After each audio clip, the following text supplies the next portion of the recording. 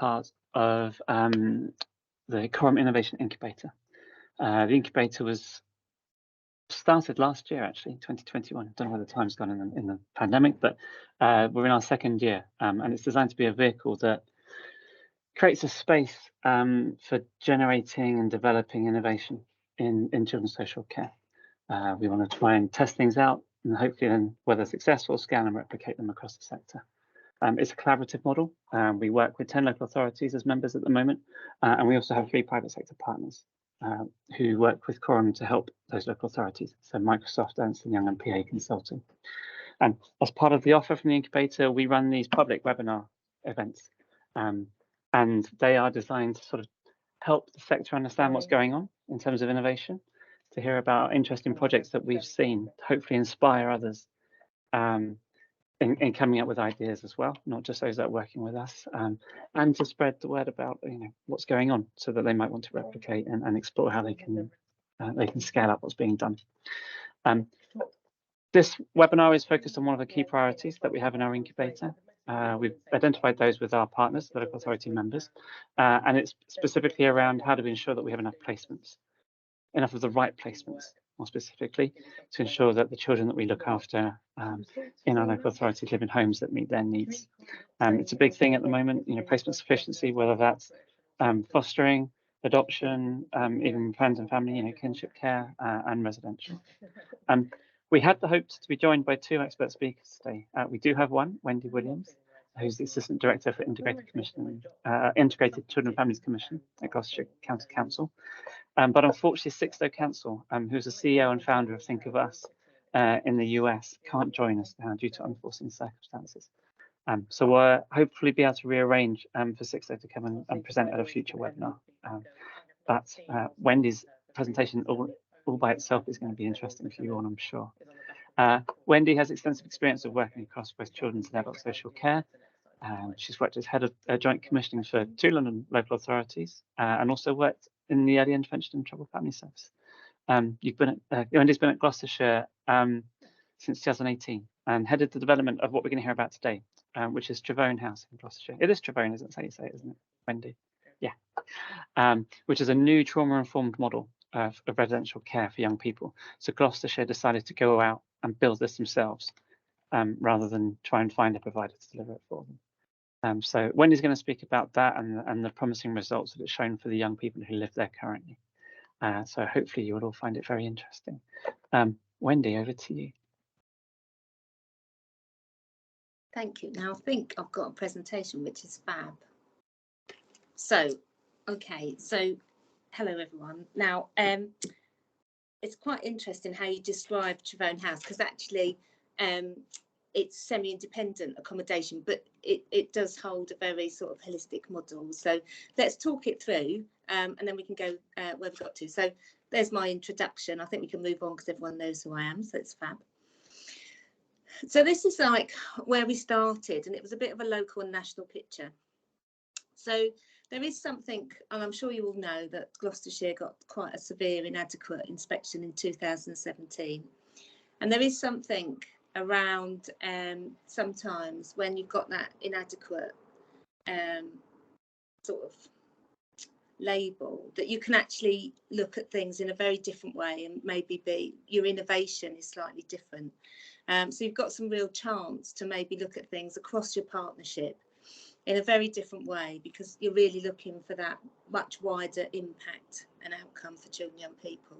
So Gloucestershire had its own challenges, and also sitting in the southwest, it's not the best market for placements. There's lots of work to be done in the southwest. I think if you're in other authorities, sort of in the East Midlands or London, there's a very different framework around that. So in the southwest, it's very different. It's quite a large geographical area as well for providers to build and develop in. I think when you've got quite an entrenched, inadequate service, you're also trying to entice people to come in and take some quite complex children. And some of that is due to the journeys that they've been on. And we'll talk about how we capture those journeys.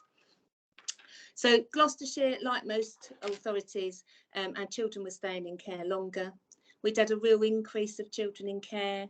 It had gone up and continues to go up. Today we sit at We're on a milestone today, 870 children in care, and that's continually gone up year on year since our inadequate inspection. There's a national US programme. We're very low on our 0.07%. Even though over the last few years we've taken children, we're still going to take over another 50 young people coming into Gloucester from that programme. Our trend has changed. In 2018, I wrote a sufficiency strategy that talked about the biggest increase of care being 10 to 15-year-olds and them staying in care. Our trend today is showing that actually since 2019 it's changed to under 5s. So part of our new sufficiency strategy that comes out in a few months looks about that. There's also the pressures on the tier 4 infrastructure in that if children are there, where do they come out to?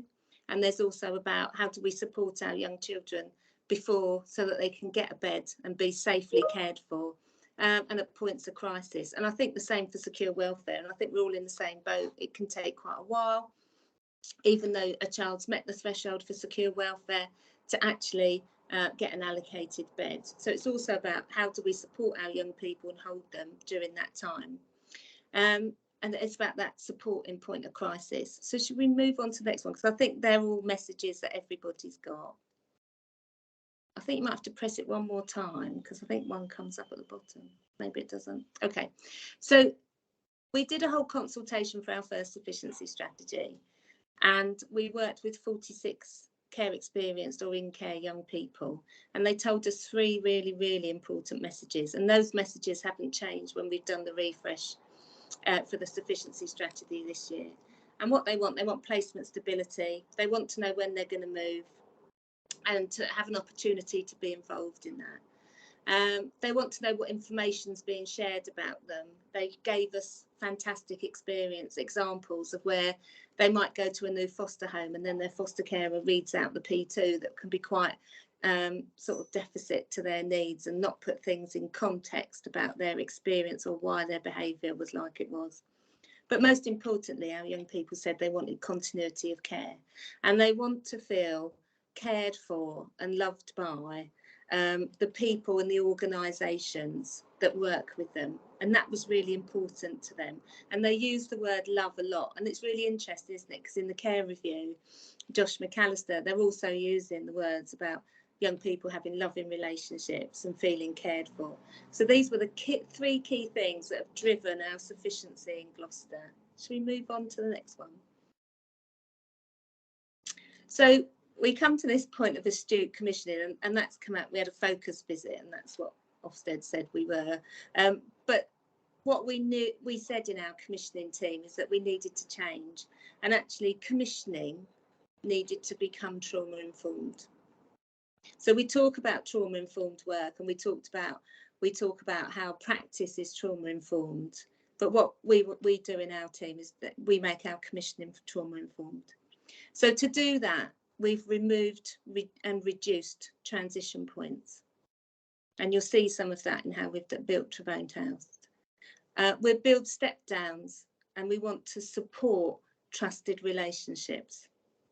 So we're commissioned so children can have trusted relationships. Services need to be resilient, integrated, and accommodate young people's complex, challenging and emotional needs. And it's about building the resilience. So as we talk about Trevone, you'll see that some of the infrastructure that we've built is so that our young people can actually come in, at quite complex times in their lives, but actually stay, build the relationships. The resilience is there.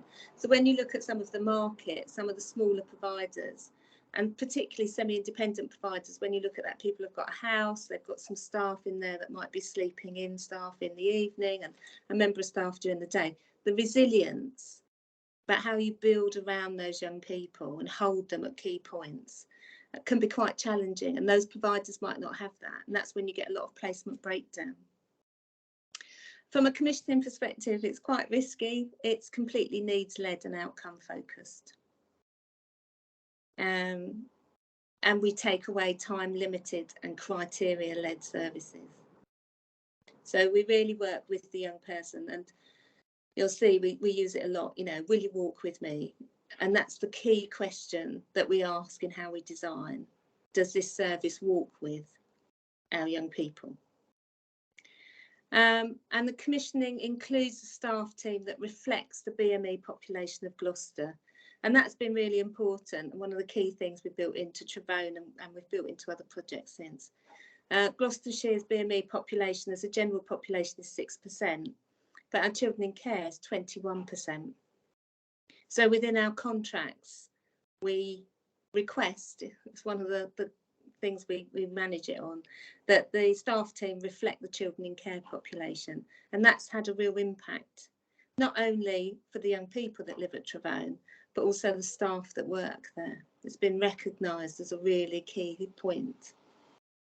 And we have things like house pets. And you'll laugh, but Travone has 2 house cats. And we'll talk about how that's really worked. And this is about really being trauma informed. Shall we move on to the next one?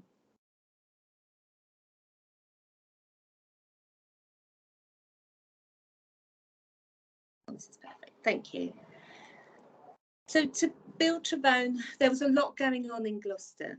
We had to look at a delivery partner. So whilst the design and the model and the development of it all sits with Gloucestershire, we were looking at a delivery partner to deliver it.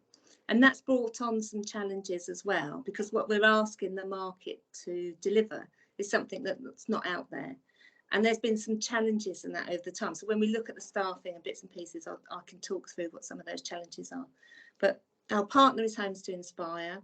You know, they see it, I was chatting to them today, and their quote is, it's a genius model. And they really enjoyed, but we've been on a journey to get there, and we can talk about some of that journey. The CCG and Gloucestershire Health and Care Trust are fully involved in it. It has 2 wellbeing suites, and we talk about how they step down. But Gloucestershire Health and Care Trust also give oversight and support us with the CQC registration. And the Director of Nursing and Quality Assurance is a key partner and has been involved very much at the beginning of building Travone House. The police are very involved. At the beginning, we had an amazing superintendent who chaired our YJB, who really bought into that whole children first model. And there'll be bits of Travone as we talk through that the police have designed with us. There's been some great outcomes for the police. They're absolutely in partnership with us, and there's more that we're going to do together. They're really pleased with the model, so we can talk about how that looks. The local community, Travone House was a 40-bed older people's home. I can't say they were overly impressed when they worked out we were going to turn it into a 21-bed young people's accommodation. But they've worked brilliantly with us, and we did some engagement at the beginning, because we do sit in between sort of 2 other older people's homes, so people were nervous. We've just done an engagement event about a week ago, and people came from the community, not to tell us how awful our young people were or how much noise they make. They came to say, actually, we want them more in our local community, and how can we embed them into what we're doing? And someone's coming to do some work with them on a gardening project and other things. So but that community bit, you have to work on it. You have to absolutely work on it all the time. And education, support and employment is really about getting young people out to do jobs. And there is a day centre bit at Travone. It's not for all the young people at Travone. Only 50% of them can attend it. It's attended by other young people that we've got in the county. But things like we've bought a barista machine and things like that, so they can get small qualifications to actually go out and get jobs and employment. But we work really closely with education, and we have a multi-agency panel, so we can talk about that as we go through. So should we move? Oh, just at the roadmap at the bottom, this starts our trauma-informed work. These roadmaps are developed for every young person that goes into Travone, and it shows their journey. And just at a glance, it will tell you how many child protection plans they've had, how many placement moves. And these work, and they go to the multi-agency panel that happens every month for any new referrals. So this is where the staff and everybody begins to look at why does this young person behave the way that they've behaved, and what's happened to them during their journey before they come to Travone House. So this is a tool that commissioning use. I developed it very at the beginning of our inadequate journey, our improvement journey, I should say, to try and show people, particularly at a high level, some of the really traumatic journeys our young people have had, and to sort of show ourselves we don't want to make those journeys again.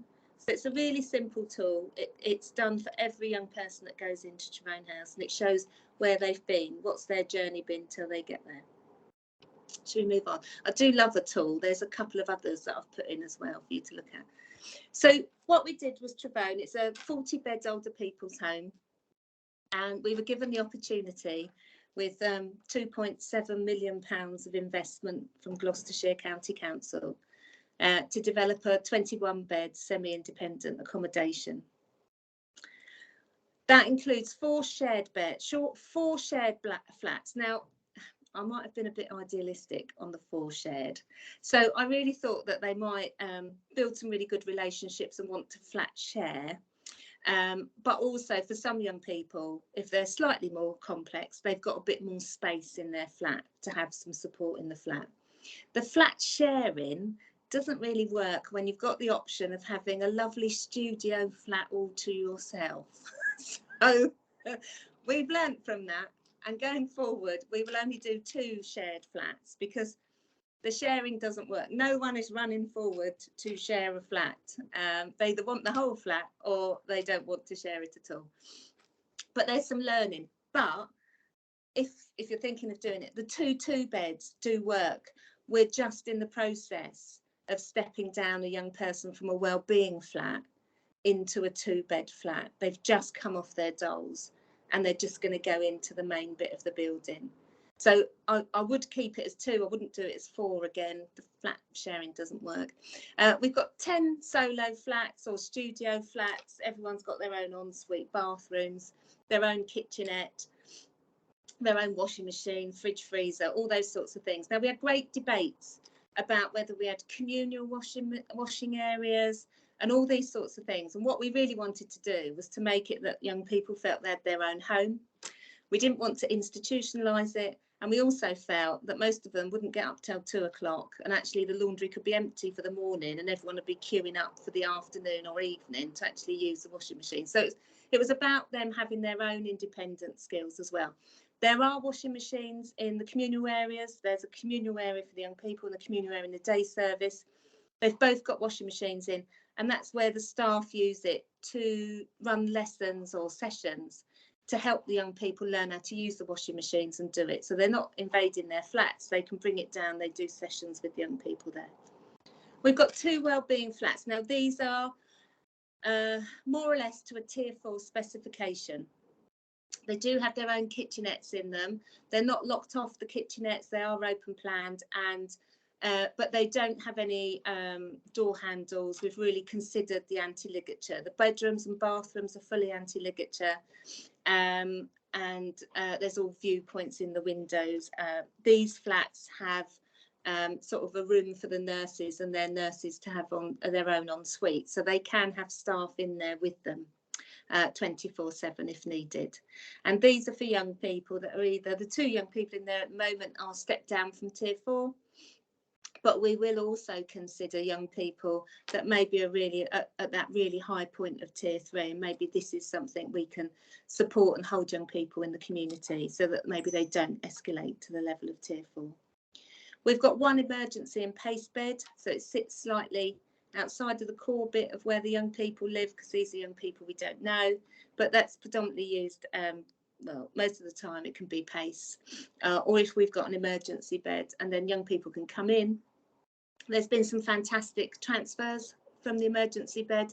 Young people come in, they fit in well, they do well in Travone, and then at the monthly multi-agency MAP meetings, we can review the case and maybe offer them accommodation in Travone House. So some young people transfer over. In Travone, we have an assessment suite, which is really like a young people's 136 suite or place of safety. And this is a space that we use and was designed in partnership with our police. So it has actually got a compound to it, so the police cars can go into, because we want to reduce all the sort of restraint for our young people, so that the cars can come in, they can come out into the building themselves in their own time. There's a protocol in place. Obviously, this is CQC registered. A protocol in place with our health colleagues if we're using it for a 136. There's other times where we might use it for age assessments, so we work with the police to use the space for age assessments, or sometimes we use it as an alternative to custody.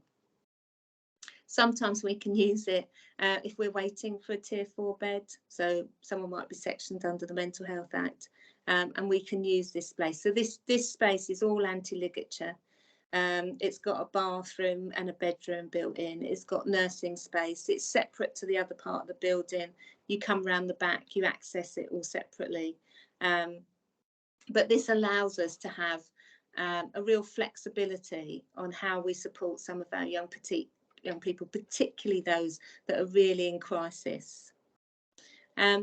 Staying close is built into the model. So young people can live at Travone House from 16 to 25, if that's right for them, or they can be engaged with Travone House up to 25, because you'll have a staying close package. So one young person has already left, they've got staying close, but what that means is the staff that know them well, that have built the relationship up at Travone House, are also the staff that are doing their staying close package. They're going out to make sure they're okay in their property. So whilst young people can stay there, they don't have to. We've had other young people. One guy's been reunified and gone home. Another young person the other week got his own flat because he got gold banding. So young people move on in their own way. But what it does allow is that they can have contact, and those relationships that they've built up can still stay in place. Should we move on? Oh, right. So this is where we begin to build it. So I don't know, will this work, do you think, Sylvie, to just watch the little exciting video? This is just the building of it. So it shows you what the flats look like.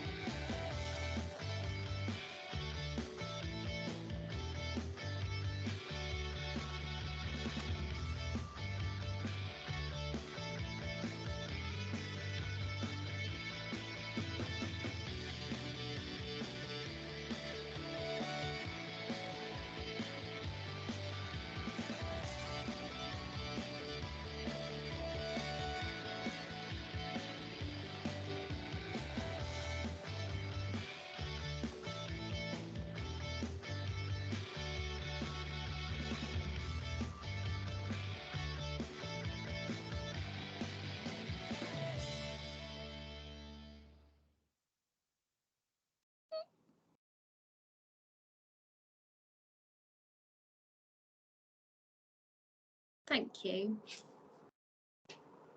There is another video at the end, which I'm sure you'll get sent. That's the video of our launch, where people are talking about how it was built and who's been involved in it, and you might want to see that. But if we move on, is that okay? So you've seen that bit.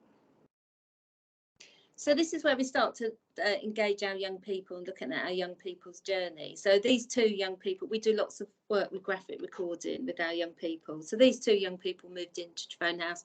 The one at the top, they've already moved out, they've got their own flat.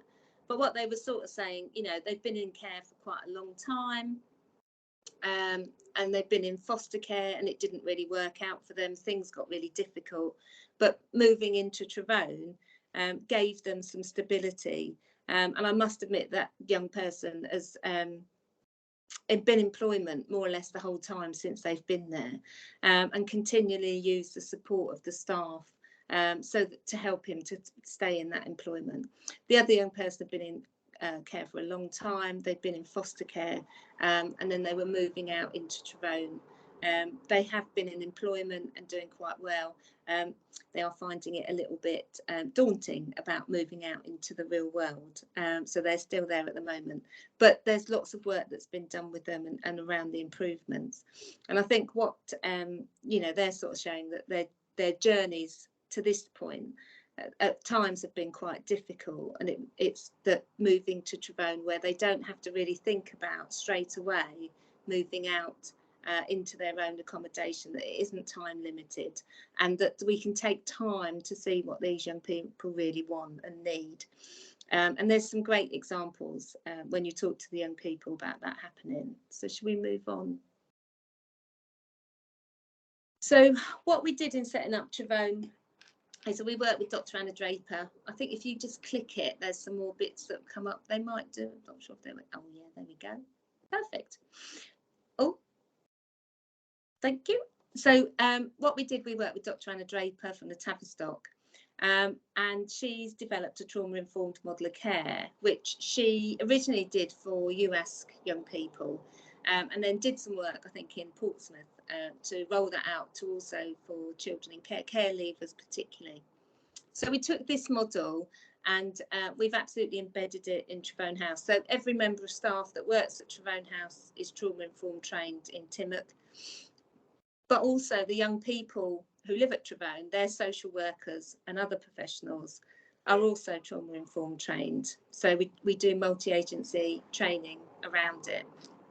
And also Dr. Anna Draper holds sort of monthly sessions, so we can review children and look at them in a very trauma-informed way. And there's been some great examples of that. We had one young boy who'd spent quite a bit of time in secure and prison, and no matter, I mean, he had one of the largest, loveliest flats, but always turned it more into what he experienced in prison, so couldn't cope with having the sofas out, and the beds was always out in the sofa area, and put a wardrobe behind the door so not everyone could get in.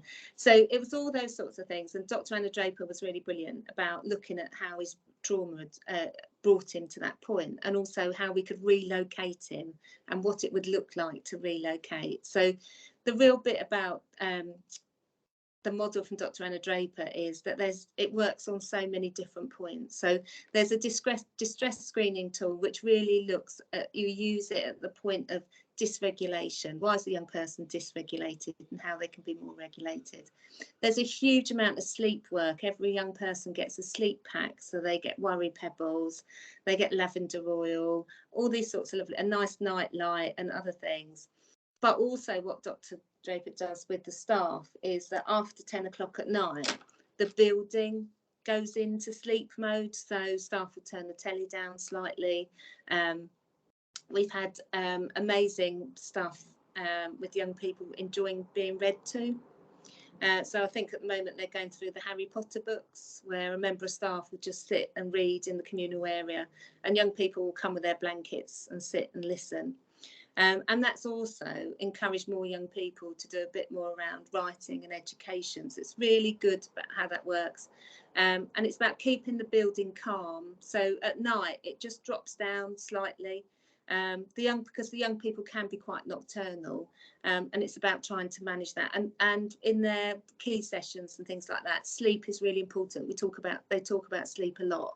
Have you been sleeping? And when you go there, young people talk to you about sleeping. You know, they go, "Oh, I didn't sleep too well last night," which is not really what young people would talk about. But it's a common conversation to look at sleep, because sleep is really important. The nutrition work is young people create a book about food that has really good memories for them.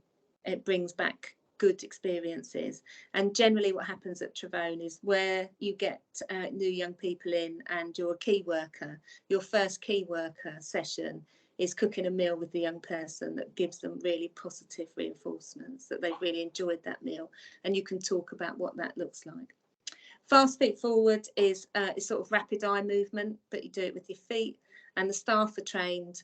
Because within the building there are registered mental health nurses, we can clinically do fast feet forward, and that really does help some of the young people. Not all of them do it.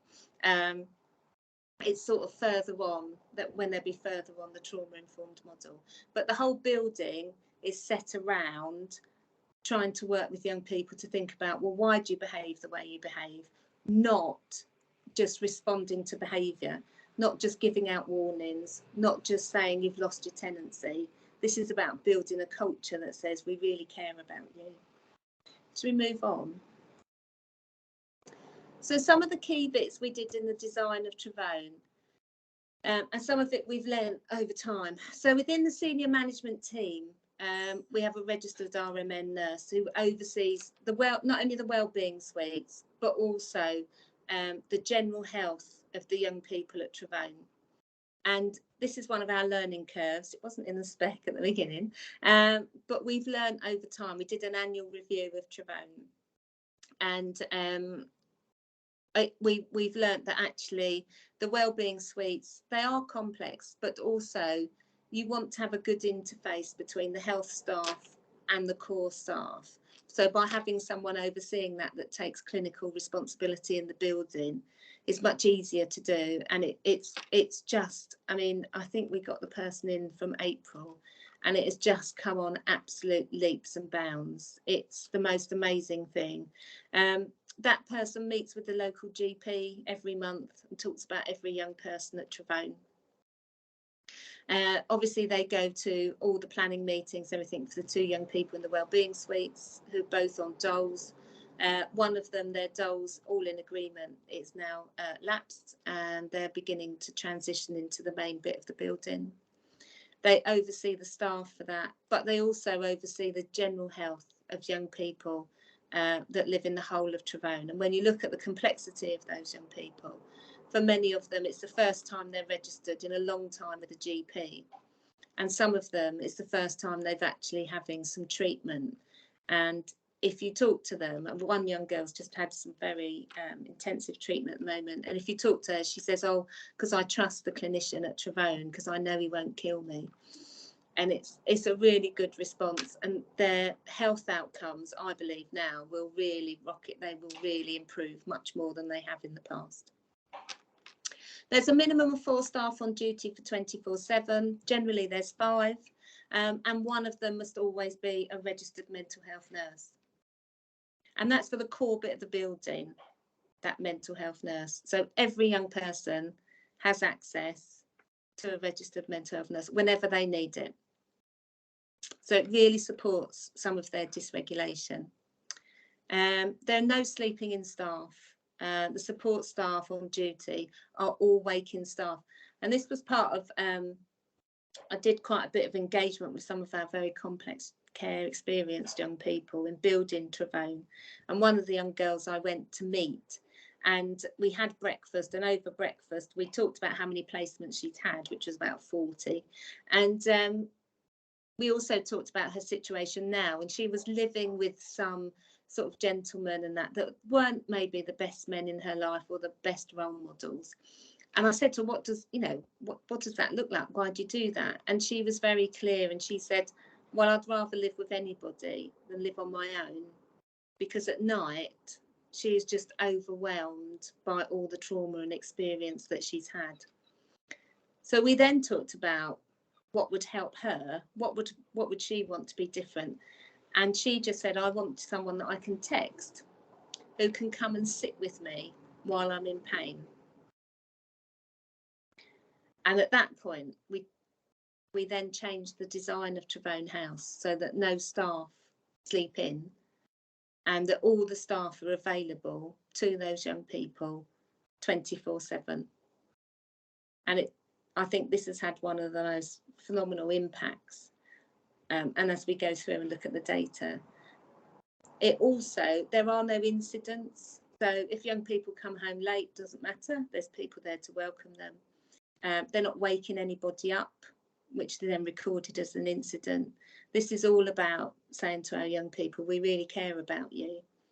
And whether it's the middle of the night or lunchtime, someone will be there to talk to you. And that there's been a number of times when this has absolutely paid dividends, particularly having the nurse in. And that really works. There's section 117 funding, and this is used to support young people in the wellbeing suites because they're stepped down from tier 4. So at the moment, we have an additional 3 staff. So one young person has 2, another young person has 1. That will reduce because one's moving over. And the one young person is incredibly complex. And we talk about her a little bit more as we go on. But that's really the model of the funding. It's not overly complex. It's generally, it's around the placements monies, and we reconfigure our budget for that. If you look at the unit cost for a bed at Travone House, it's about just over £13 million a contract. So our unit cost is about £1,900 per bed. If you look at that in the context of what you get is 24-hour support, and for some of our complex young people, it's actually really good value for money. We're not spending more money, we're spending it well, and in fact in the long term, you'll see from some of the outcomes, we're spending less. And we've done some cost analysis on that, so we will save, I think last year we saved about £500,000. We'll save more than that this year because we've got more children in. And more challenges to it. So, you know, we're not buying some of those high cost residential beds, and we're not buying secure beds. So should we move on? Oh, this is just what one of the workers said when we did some of the launch. And it's just quite nice to look at. And she said that she's really currently working with someone at Travone. And she really felt it's the first time in many years you're seeing this young person stabilise. And she also said it was a real privilege to work alongside the staff in this really different model, because sometimes innovation can be quite scary. And it's really great that a lot of our social workers now have really bought into the innovation of the model. Should we move on? Right, so I told you that I'm in for tools. So this is our Will You Walk With Me tool. So we talked about the roadmap tool that young people do before they come into Travone. And this is how we begin to capture the work when they're in Travone House. So we've called it Will You Walk With Me? And this looks at all pre-post experiences. But also young people are asked to keep a journal about where they feel dysregulated and how they've supported themselves to regulate. Or if they've not been sleeping, what does that feel like? And these help us in understanding how the young people are feeling, managing their trauma, but also as well how we can walk alongside them to work better. So this is our Will You Walk With Me tool, and this is what we begin to complete with young people once they're settled at Travone. Should we move on? Because we've got another tool, I think, now. This is our transition planning tool. So this is our tool that we use for young people that are in tier 4, and they begin a step down. Usually our step downs take between 3 and 6 months for them to have a real good plan about coming out of hospital and moving into Travone House. And we've got some other specialist residential that we use for tier 4 step down as well. So these are what we've started to work with, and we map this journey with our young people about what it looks like and how it comes out. And this is just really to support them so that they can understand that there's no rush to it. And one of the young people that has been stepped down, she actually did her own training program for the staff, and she came in and trained the staff about what things work for her and how she likes it to be. So this is another tool that we use. I do love to develop a tool, so sorry about that. Shall we move on? Oh, this is what the young people talk about Travone. So it's, they turn up, they go, boom, I want it. It's got 24/7 staff. You can talk to anyone anytime. So this is what the young people have captured. And that the staff are like family and they can talk about things. We use the outcome star framework. So we use the young people outcome stars framework, which tracks where they're at and what improvements or distance travelled that they've got. That's the key to the whole contract, is that we have good outcome star frameworks, and that sets any support they need when they move into staying close as well. So the outcome stars are really important, and young people do need a little bit of encouragement, but it does work well. They do their own, they do a collaborative tool, and they also do their own tool on the outcome star, which is great because they can also see where they are, and it prompts some really, really good discussions. But what's really important to remember about outcomes is it's not just about the trajectory up and out. Some of our children make good outcomes, and then actually things happen, or it's not quite working for them, and they might drop back. And this is all so important on their journey. And it's really important we capture that so that we walk with them in the way that we want to. So this is what the young people feel about Trevone. Now, when we built it and we showed the first young people round and we said, you've got rooms, and we were quite amazed, because you thought, in a way, you know, you've seen the rooms yourself. You would think that young people go, oh my God, this is amazing, I want to move in, and stuff like that. They were overwhelmed. And actually most young people had to come back twice to check out the offer was real. So, you know, where you thought, oh, they'd look at it, that this is fantastic opportunity, they didn't quite trust it, I don't think, in the first instance. So, yeah, most of them come back 2 or 3 times. So should we move on? So the outcomes for the young people, if we just talk about some of those. So we had one young person who was 17 who had an emergency admission, and she had prolonged episodes of missing and was hugely sexually exploited. And she'd met the threshold for secure welfare, absolutely. She'd been missing for weeks, the police had found her.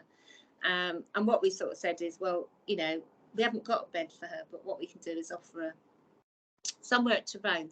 And part of the thinking was to offer this to her is so that when she went to secure welfare, she knew where she was coming back to. So we were offering her a flat that would also say, you know, this is where you'll come back on, you know, we can do that connectedness to you while you're in secure welfare. And she's still there today, 18 months on. After 2 weeks, she no longer met the threshold for secure welfare. The first night, she was incredibly distressed and sat up till 3 o'clock in the morning, talking to staff and the mental health nurse, who reassured her that we just want to care, we just want her to be safe, and things aren't safe for her at the moment.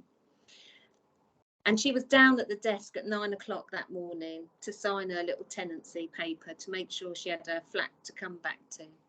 But what she did as well, she adhered to everything. She didn't go out. She didn't break any of the rules or in breach of anything. She didn't have any missing episodes. So over time, that threshold of secure welfare dropped quite quickly. It was no longer required. And she was then having approved overnights and developing some of those independent skills. But she had been incredibly exploited. And she's had a number of incidents where, you know, when she got to 18, she tested out the boundary again about going out and coming back. But she comes back. And I think the thing about Trevone is because the staff are on duty 24/7, they're texting young people at night to check where they are, what they're doing, are they going to get back, do they know what the time is, all those sorts of things that are really important in letting the young people know that actually we do really care about you. It might seem quite annoying, but actually we do care about you. And one time she did get into a difficult situation and rang the staff, you know, sort of in the middle of the night and just said, can you help me? And the staff were there and were able to work with the police to bring her back and keep her safe. So she's got, over the last 18 months, a real understanding of what safety feels like, which is huge. And she'll tell you herself, this is the longest she's lived in one place in her lifetime, because she'd been moved around a number of family members as well.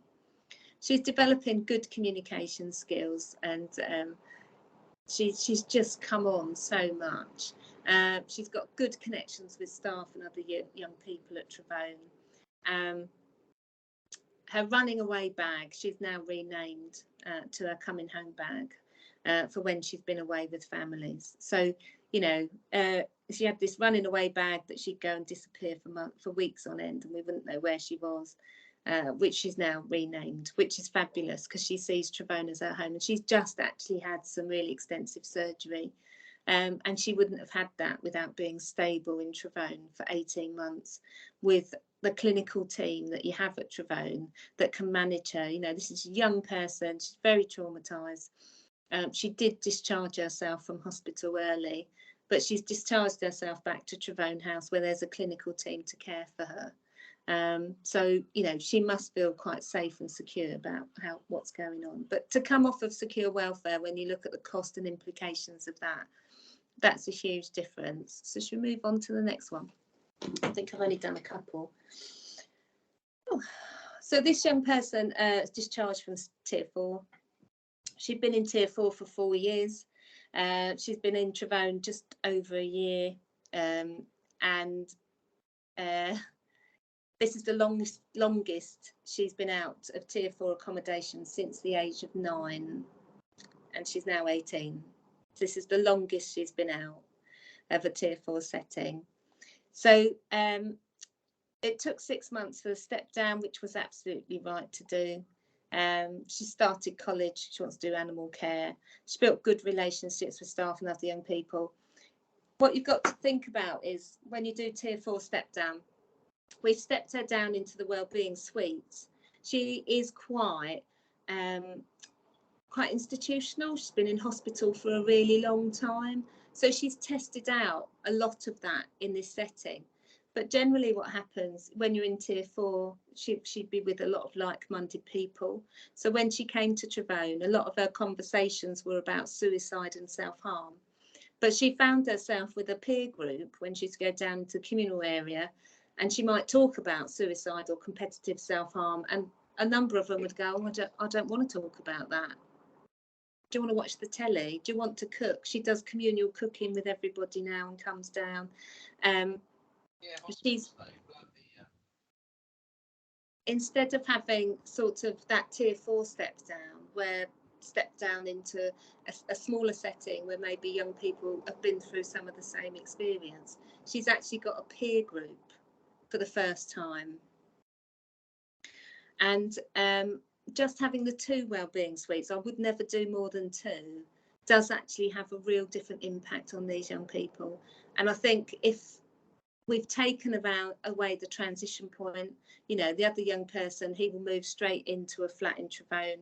He hasn't got to worry about a new staff team. You know, even this young person, she's got her eye on the prize. She knows she's going to move into one of the other flats. She knows she'll have more independence because she's building up those skills and reducing her dolls. But she's not having to move. She's not got no further trauma to come. She can go from here and move into her own flat if that's what she wants to do. She's built good relationships, and the young people, and she's tested that. You know, she at one point she did some self-harming in the communal area, and the young people said, don't do that down here, we don't want to see it. And she doesn't do it anymore. So she's tested out the sessions. She's been to talk about her mental health and how she feels. Now, last week the staff spoke to her, and she listed 10 things to live for. But a year ago, she had nothing to live for. If anything would have gone wrong, she would have done, you know, the smallest thing would have been quite severe self-harm. But as she sits now, just over a year later, she's got lots of things to live for. She has a house rabbit that's in her flat. She did want 2, but we sort of said no, and she got quite stroppy for that. But that has given her an ambition to move out. So one of the things is to move out of, oh, if I'm on my own, I can have 2 rabbits if that's what I want to do. So she's really looking to plan for her future, which is a huge change in what she's been before. She continues to improve and grow, and over 5 days consistently without self-harming. And what you've got to look at in Trevone is that all the self-harming is managed by the clinical teams. So where young people might self-harm, we're not doing huge amount of A&E attendances because they're treated well within the home. We are not doing that sort of calling out of ambulances either, because that's all managed well within the home. Sometimes for some young people the ambulance has been called, some young people intoxicated or they've taken drugs, but very often we haven't had any hospital admissions, and very often the ambulance team will work with the clinical team to come to an agreement about caring for the young people, doing their observations. If anything gets more serious, then they know what to do and how to call. We've got protocols in place, so some of our young people, like this young lady, if she does go to A&E, doesn't sit in A&E for a long time. The majority at the moment that she would go for is gluing, but that's now being done in Travone House because we've got the clinical governance to do that. So we're really reducing our A&E admissions, just aren't there. Our ambulance call outs are minimal. Our police call outs, if anything, are safe and well checks, and I'll talk to you about that again in a minute. So if you can see, as a partnership, we're really holding our young people in a community setting and not escalating at points of crisis. We're able to manage that and manage it very well in the building. Should we move on? I'm conscious of the time, but I don't know if I'm supposed to be. So I think there's a bit more, isn't there, at the bottom? Yay. Okay, so just how we're doing at the moment. So missing episodes for young people at Travone has reduced by 73%. And missing days or missing hours have reduced by 93%. So when they do go missing, they go missing for a lot less. We've saved the police over £250,000 in missing hours alone. And you'll laugh because we had this amazing new superintendent for public protection who really bought into Travone, who rang me up one day, and the director of safeguarding, and went, I think we've got a real problem because our missing data has dropped through the floor. And we went through it and we looked at what the children are, and we just went, those children are at Travone. So we had one young boy at Travone who was on the cusp of secure welfare for criminal exploitation. He was found all over the country. Pre-Travone, his missing hours were 5,800. His missing hours in Travone were 11. And when he came the first night, it was emergency. He came from the prison cells, the police cells, and chatted to the staff. And then the staff, he said, oh, I'm off. And the staff said, oh, you don't have to, you know, come back. We're here no matter what. And he went, oh, yeah, right then. But then he came back at 3 o'clock in the morning, and he sat with a member of staff and played Monopoly for 2 hours. And that was it. He got his flat. He said, look, I'll be really stupid to blow this and not make it happen. And he's really bought into the model of managing his missing. So he's not gone missing at all for the levels that he had before. And if you look at that, and then the other young person, she was on cusp for secure welfare, her missing is completely reduced as well. So the complexity of the children is managed, and I think this 24/7 staffing of having enough staff to be really proactive, to know who's in the building, who's out, what are they up to, and to support the young people in some of the choices that, you know, when they ring up and go, oh, I'm not coming back, I'm going to go and do so and so, and like, you know, have those conversations. Okay, yeah, I can hear what you say. Do you really want to do that? Let's think about it. When they're stuck, you know, there's 2 pool cars at Travone. When they're stuck, staff go and find them. They go and get them.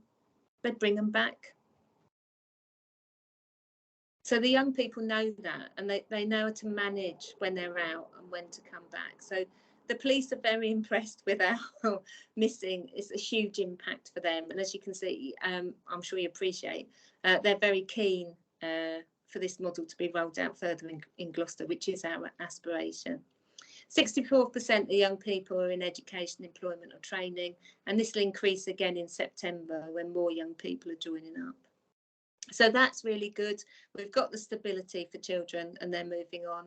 90% stability rate of children, no emergency, same day notice, young people stay. And it really is that will you walk with me? Young people do have, you know, they have had warnings, and they might be written warnings or verbal warnings, but they're warnings that we talk to them about. You know, one young person, she had some Class A drugs and that in her flat, which the staff saw, and she got incredibly upset about. But again, it happened late in the evening. The staff sat and worked with her for over 2 hours. And then she could see that actually, you know, what she'd doing was not the right thing to do for her, but also she'd put some of the staff in very difficult positions, and she'd been quite rude, and she didn't want to do that. And as the manager came in the morning, she was there to talk to him and said, this is what I've done. And he said, look, you know, let's talk about it. And she, because she'd made a GP appointment in the morning, she'd re-registered with the substance misuse service. What the manager said was, look, you're doing all the right things. Actually, I'm just going to give you a verbal warning. And she said, oh, I can live with that. And if you see the young person now, I mean, I took the police because we're doing a second project. So I've taken the neighbourhood police in from our second project in Stroud to have a look. And she was chatting to the superintendent, and he said, what were you like when you came to Trevone? So she said, oh, I was a drug addict, absolute drug addict. He said, what are you now? She said, oh, I'm clean. And he said, would you be that if you didn't live here? She said, no. And she also said she never thought she would appreciate living in somewhere like Trevone. So young people do go through this bit like, oh, I just want to get out of here. And actually, that's possibly at a time when it's really important to walk alongside them.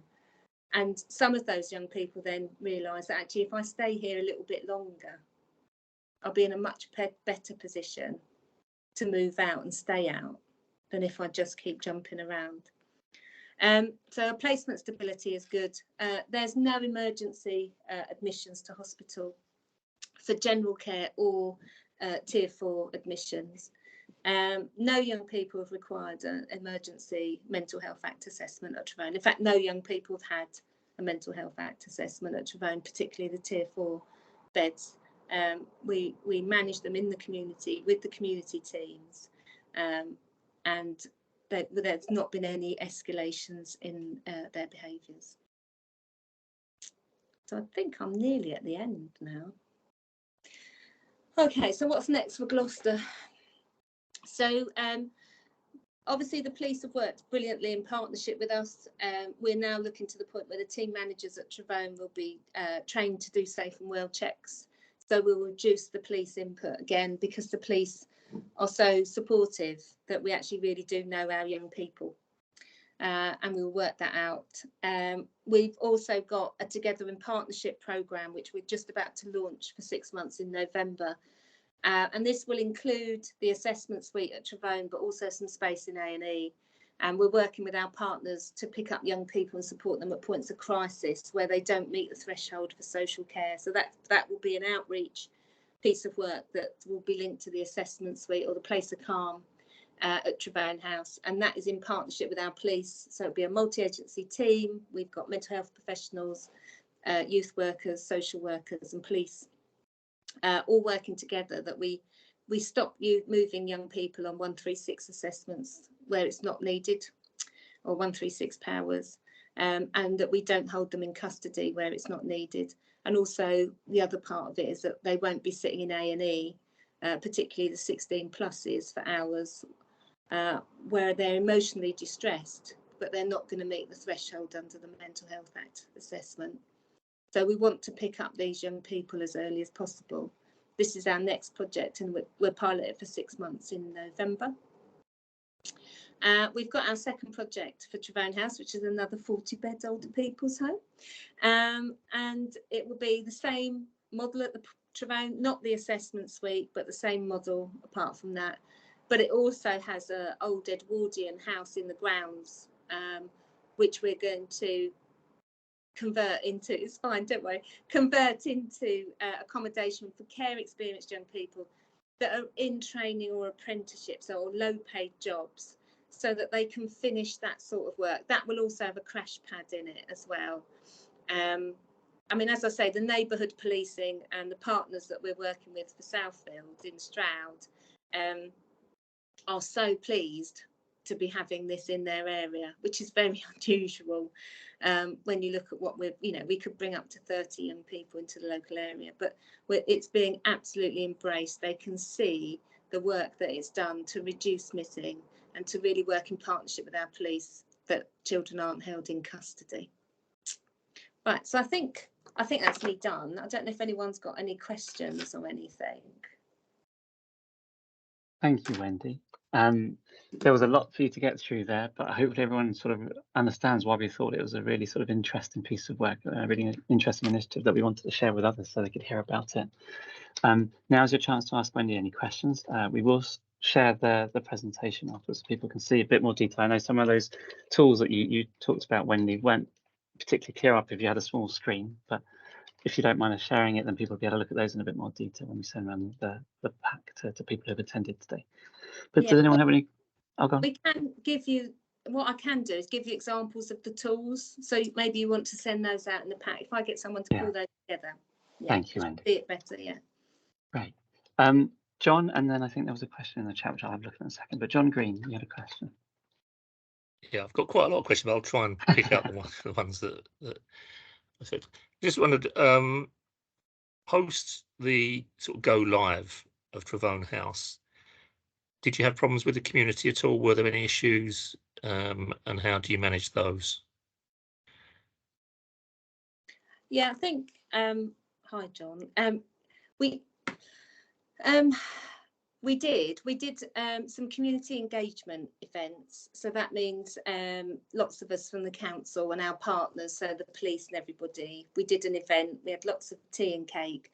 We had designs of the building, and we sat and talked to people about what it looked like. We also brought some care, because in designing Travone House, I had two amazing care experienced young people that helped me design it, and they did their journey, so they had their roadmaps and they were talking to people about what it really felt like to be in care, and also how important it was for them to have something like Travone if they could have had that to live in.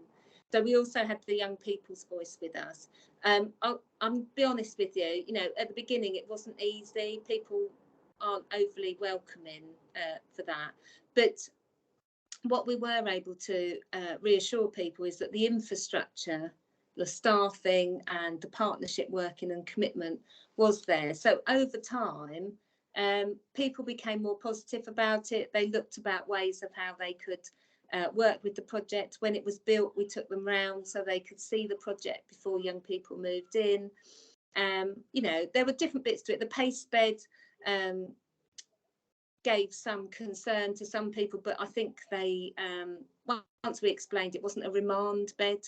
I think that's I think people thought we were opening up some sort of ball stall. So I think there's a lot of information in Travone. So I think what it was really important was to distill that information so people could really understand this was about having good quality accommodation and support for care experienced young people. And just because they're care experienced doesn't mean to say they're all going to burgle your house and that they're all on drugs and things like that. So it's about putting some of it into perspective, and I must admit we've just done, I think, our third community engagement event, and since opening it we haven't had any bad effect. The provider did lots of work at the beginning. We let people come in, and also we gave a central point, and they do a newsletter, so that if there are any concerns, people can email it all in or ring them up straight away,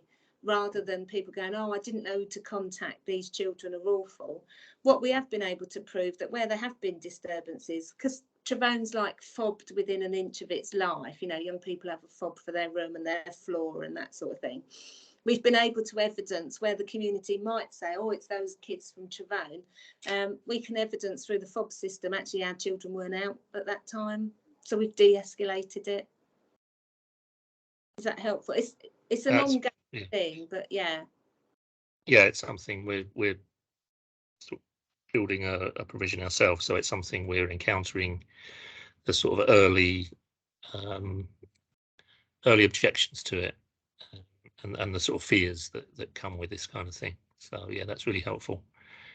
I would have, yeah, I've got lots of questions, but I'll well, you're quite happy to help them. I mean, I think on the engagement, you've just got to ride it. You've got to ride the journey, and you know, people will find it difficult. They are frightened, but actually what Travone has done is paid dividends, because the 6 people that turned up at the last session just said what an amazing project it was. Yeah, we've had local councillor support is very important. I think, I don't know if that's been a case as well. Well, we had lead member support. The lead officer for children was very supportive. The local councillor obviously had to represent his local constituents who did have concerns. So that there is always a slight, you know, sort of rub to it in that way. But the lead member for children's, you know, and again, they come to the engagement events, so they actually show that the council is 100% committed that this is right for our young people. So it's, you know, our director for children's services comes to all the events as well, so that we, you know, I've got the director of nursing and we have a superintendent or above from the police, and they all come and support the model. Thank you, John. I know you have, as you said, you've probably got lots of questions. I mean, part of the reason for this is to try and share learning, you know, that you're not all trying to reinvent the wheel each time you do these things, that if you can learn from each other, if you can take evidence. So Christine, I see your question about, you know, the financial modelling and so on. If you're all looking to do these sorts of things, it's much easier to convince people if someone else has done it or done something similar that says, and here's the output. And, you know, and these are the things that were put in place to try and, you know, allay the concerns of the local community, and to win the backing from whoever you need, you know, in terms of champions and stakeholders and those sorts of things, so that you don't have to try and make it up yourselves as you go, particularly if you haven't done it before and you haven't got your own evidence base to use. Sorry, Wendy. No, it's fine. I mean, we can, if you, there's bits that people, my email's at the bottom. So if there's bits that people feel would be helpful to share. The only other thing, John, is that we have set up a community liaison group. We're doing another with the new project. And we're hoping that and that's sort of facilitated by an independent person on behalf of us. And that's really to get the community together so that they can really understand the project and the longevity of it. Because with the builds like this, I mean, Southfield will start hopefully soon.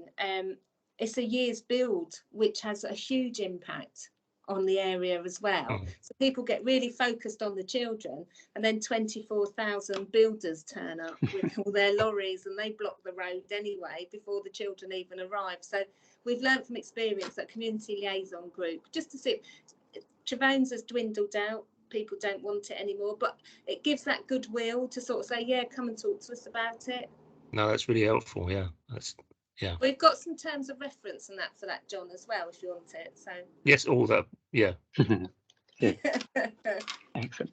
And Wendy, Christina's question was around, you know, the financial model and the details, prevention, savings. So you've already alluded to what you managed to save the police in terms of time spent, you know, searching for children who've gone missing and so on. And you talked about the cost per bed, which is, you know, extremely favourable when you're looking at what you'd have to pay a private, you know, provider for the same sort of service, as I say, 24/7 and so on. But do you have something that sort of out, you know, this is what we spent and this is what we see, not just for, you know, the council, but for health and police in terms of the... No, what we're doing at the moment, and I'm happy to share it when it's done, we're just working with the IPC. So the IPC are doing an independent evaluation of Travone, which will focus on the financial modelling. They're doing a deep dive on missing and a deep dive on the wellbeing suites, and also a bit about sort of gender diversity, because we have a lot of young people that have asked to live in Travone that are very sort of gender neutral, and we wonder whether there's something in the building and the infrastructure that makes that more supportive for them. So they're doing an independent evaluation over the next couple of months, but as soon as that's done, I'm more than happy to share it with Coram if you want to put it out, and then you can look at Thank you. Excellent. Are there any other questions? Feel free to put them in the messages if you don't want to sort of put your hand up and appear on video and ask the question. But yeah, now's your chance. Just in the last sort of 10 or so minutes we have set aside for this. Do you have any other questions that you want to ask about this project? one of the things I was wondering about, Wendy, you talked about the shared flats. Yeah. And is there, and it's interesting the learning you had from that. Is there any scope or interest from siblings to share a flat? I know, the sort of flat share type thing you see now is people you don't really know, or you might be with friends, but for family, relatives and so on, where they've been through the care system and may want to live together. Yeah, we haven't got any like that at the moment. So, I mean, obviously we could consider it. We've also offered it, if young people are in a placement together, whether they want to come and move together and be in Trevone, but they're not overly. I think when you've seen the flats, the spec of the flats are really nice, and actually they want that bit of independence to have their own flat. One young girl came and had a look the other week because we're quite full, but we're planning for her to move in. And she was like, why have you let me come and have a visit when I can't see the flat I'm going to live in? And she's absolutely right. Do you know what I mean? It's like, so yeah, in Southfield, in the old building, we've actually built a flat, a 2-bed flat, because we might have a care experienced young person who's got a child or and still be in employment or training. So we're trying to build in and learn from the complexities of the young people, how they present in very different ways, and how can we build the accommodation to be as flexible as possible.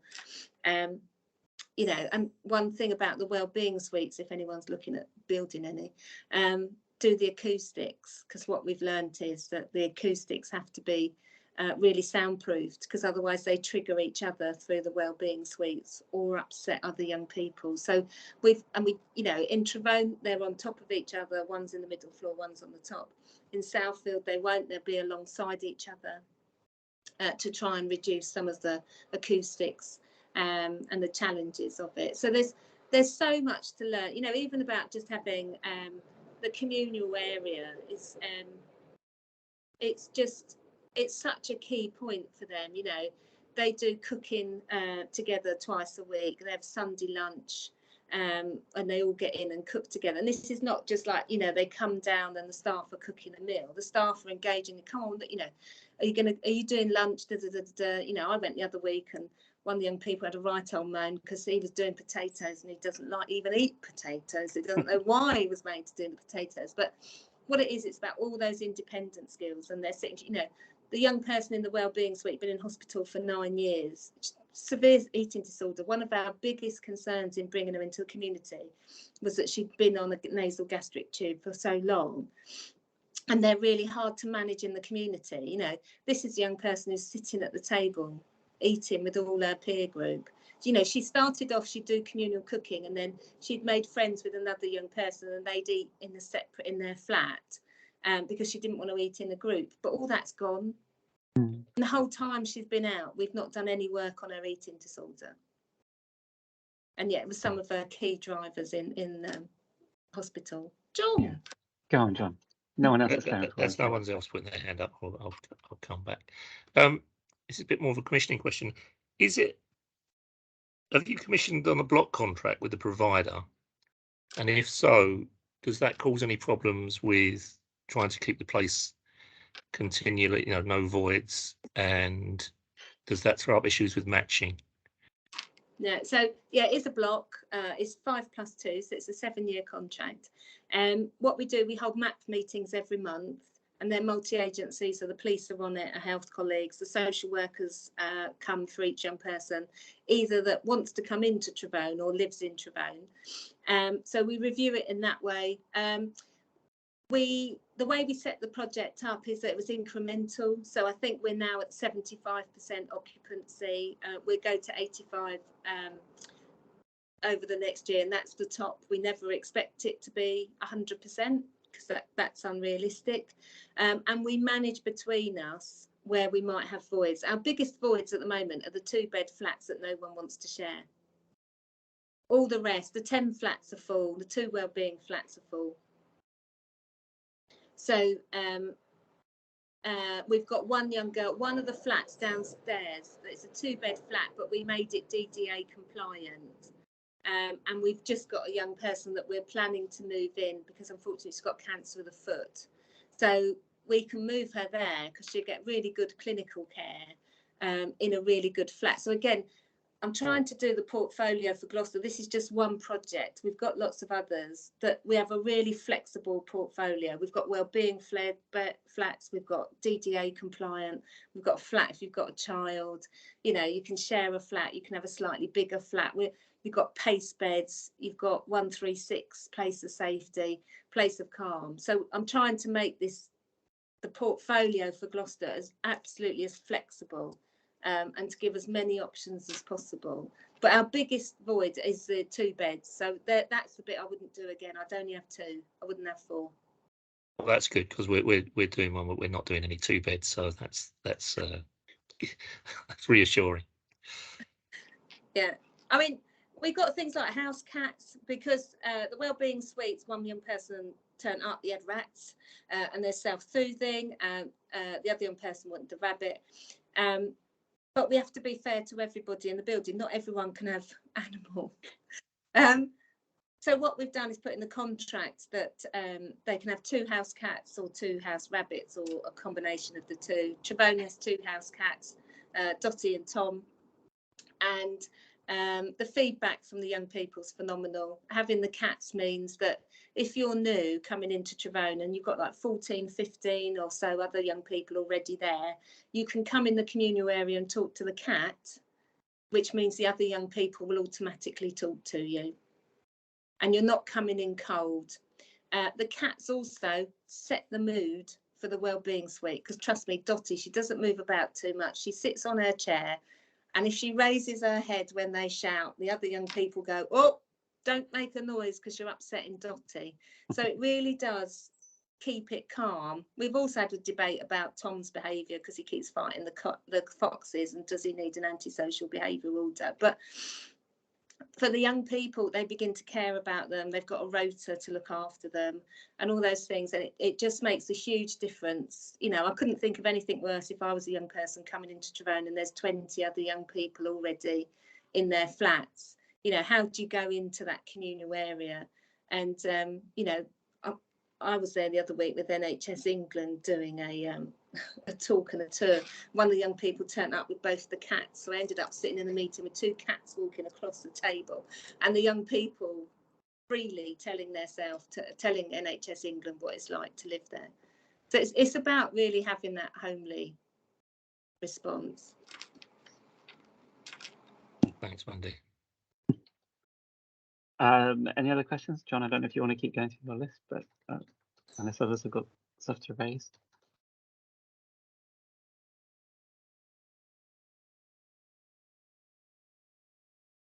No. As I said, you know. So can I just ask, sorry, Kevin? Sorry, I just call it. So just to clarify, the wellbeing flats, are they a kind of a point for young people with higher needs?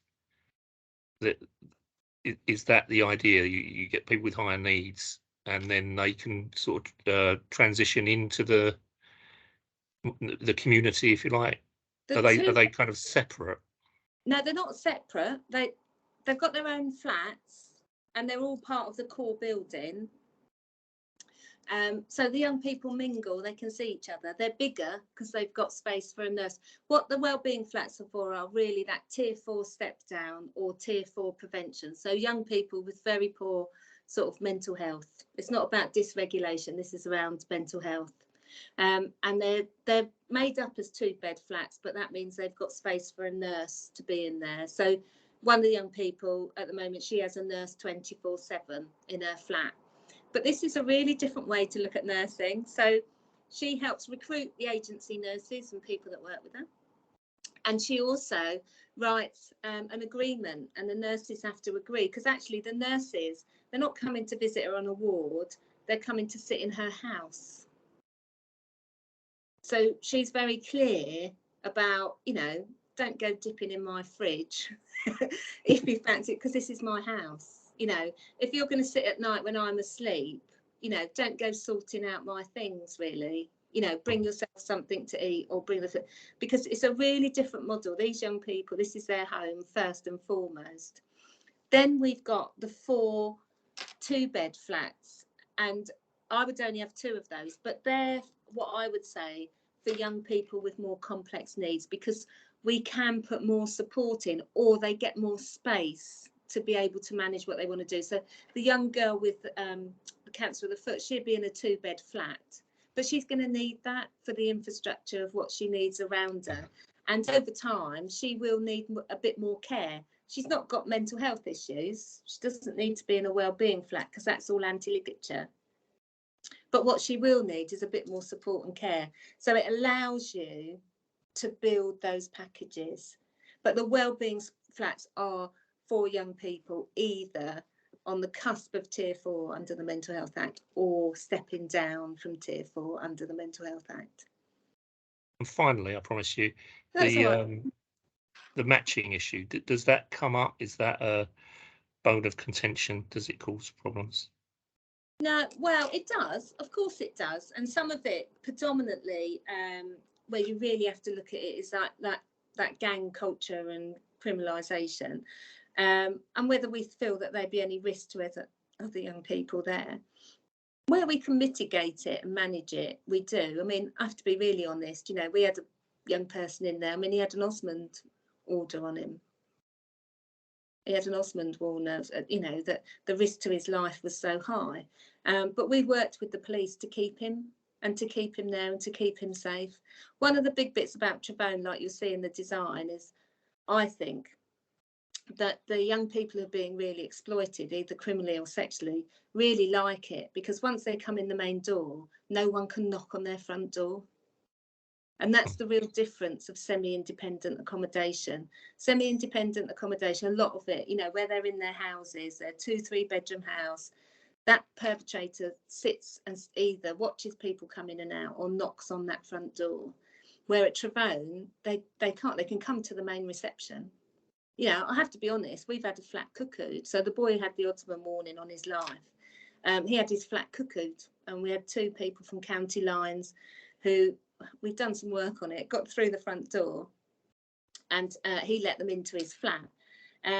The building is fobbed within an inch of its life. So all that happened was the staff did his fob, so that actually he had no access to anywhere else in the building but his one room. So he couldn't get into the communal area.